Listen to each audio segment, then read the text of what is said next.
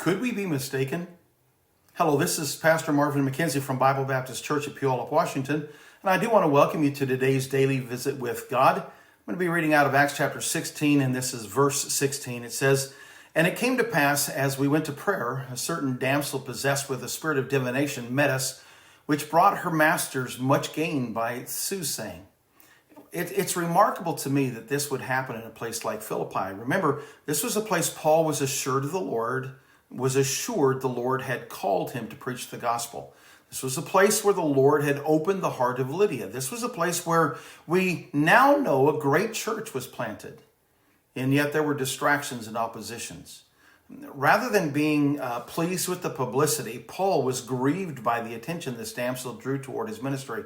Paul was not looking to the most well-known guy in town. He wanted the ministry of the Lord to speak for itself.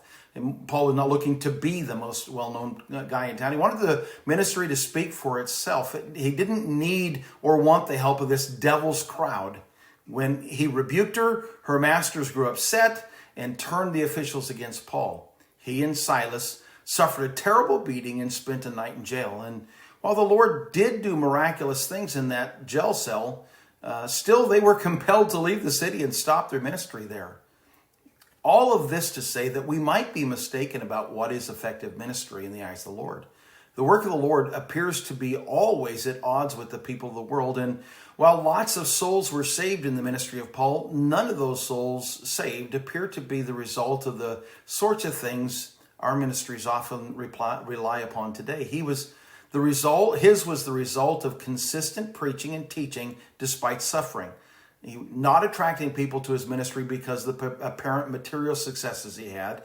His was the result of churches meeting in borrowed buildings and homes.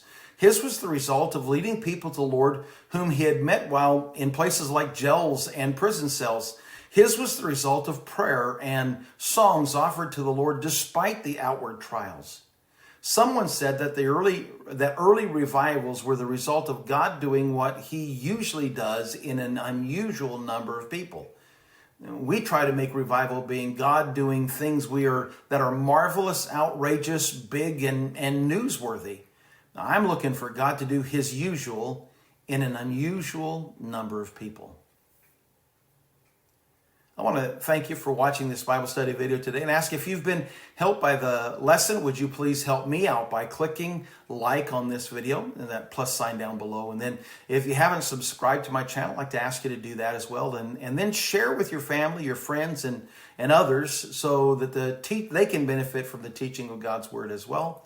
And until next time, God bless.